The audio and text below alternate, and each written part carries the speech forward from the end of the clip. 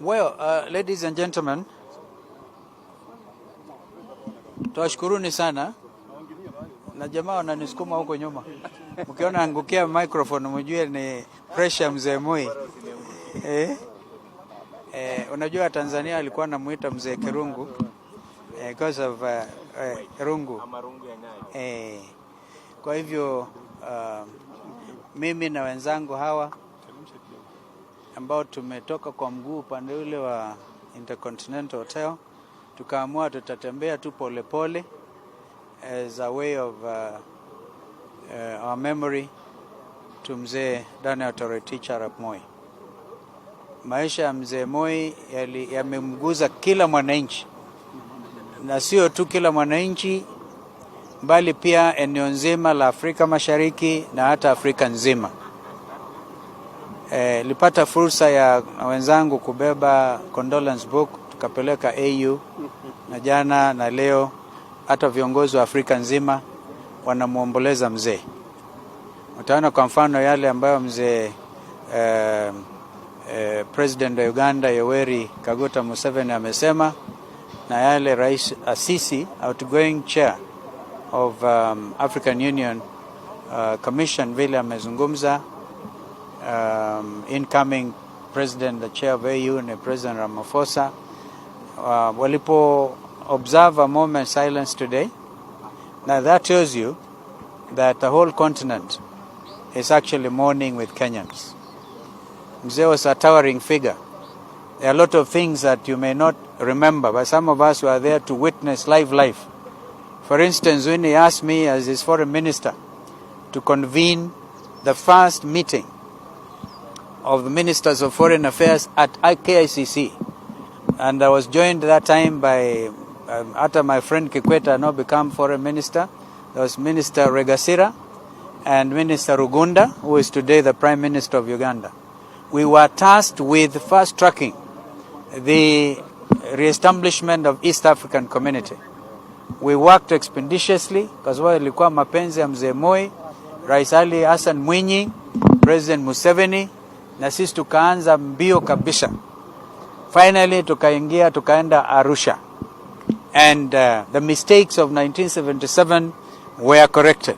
This is why some of us believe solidly with the mzee's guidance we should really integrate this region even more, possibly even make it borderless between countries of East Africa. So when we see some issues affecting the community, we feel very concerned. Na mzee amelala akijua kwamba amewacha a functioning East African community minus the challenges here and there. I don't need to mention that it was him who asked me to help our friends in Somalia and our friends in Sudan. And even yesterday, and day before yesterday, in the evening, we had a whole sitting until late with President Salva Kiir and Prime Minister Hamdok was Sudan, President Yoweri Museveni, and even the representative president of Djibouti, President of Somalia was there. All of us trying to help our friends in South Sudan not to let Mzee down, because he worked so hard for them to realize the most important of the basic human rights, the right to self-determination. Because when they exercise that, and the only way you exercise that right to self-determination is by having a referendum. Kenyans will recall the Sudanese, and there are lots of them here, Southern Sudanese living in this city and other places, went to railway club there. That was a polling station.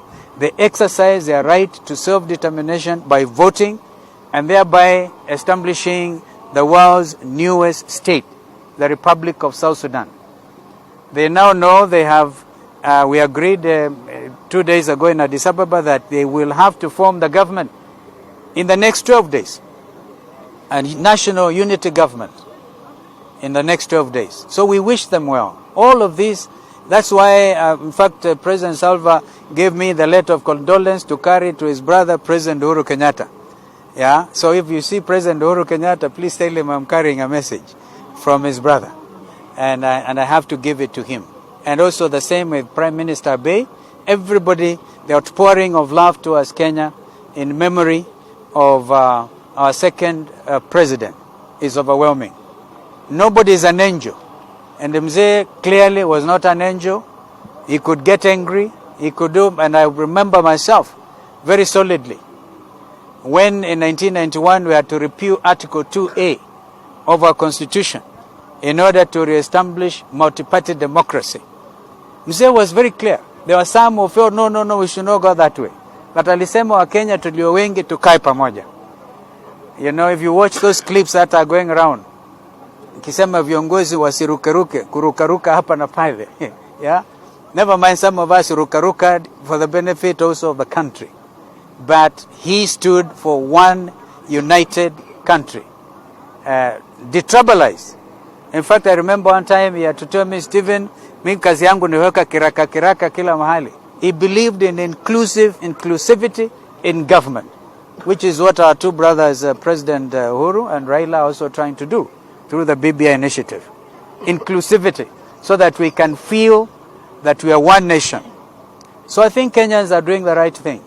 And I know there are those who want to say, oh, the problems we had.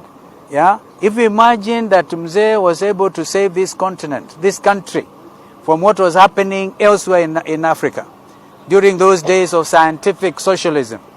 If you are not a communist, you are not seen to be progressive. But Mzee held on to that. And this country, therefore, has never seen a military government. The whole of West African region, for instance, wameona shida nyingi sana because of military coup d'etats. We were spared that problem here. Mzee held strong. So this time, let us celebrate him. And in that clip again, anasema kama alimkosea mtu, huyo mtu amsamehe. Na yeye mwenyewe alikuwa amesamehe wote. Unakumbuka pale akihand over to Mzee Kibaki. And I'm so happy that Mzee Kibaki had time to mourn his worthy predecessor yesterday. We also pray for strength for Mzee Kibaki. Let us respect our elders, because that is what it is. I remember when we took over SNAC, there were some people who wanted to say, let's do this, and I saw Minister Kiraitu do a right thing. Because I remember in cabinet myself saying, you cannot mistreat a former head of state. When the Zambians made that mistake with regard to Mzee Kenneth Kaunda, when Chiluba took over, akaanza kusema Mzee Kaunda ni Malawian, things went wrong for him. So let us respect our elders. And this is what I can say for now, and I want to thank my colleagues from the Wiper Democratic Movement and indeed the political leadership of our country, that we remember Mzee fondly. He established the nation state called Kenya. Nobody will be able to rule for 24 years again, like Mzee Moi. So he broke his own record here. And I see the family ya Mzee Mulu Mutisia hapa. Kuna wale wazee ambao Mzee Moi aliwapenda sana, kama vile Mzee Mulu Mutisia. And I see the kids here, the relatives here. And seeing also Mzee's family, yeah, young guys who have grown very strong, they are growing. You can see that at the family level, Mzee believed in the family as well. So I'm happy that you've been able to give us this opportunity to mourn our beloved second president. Thank you very much. Thank you.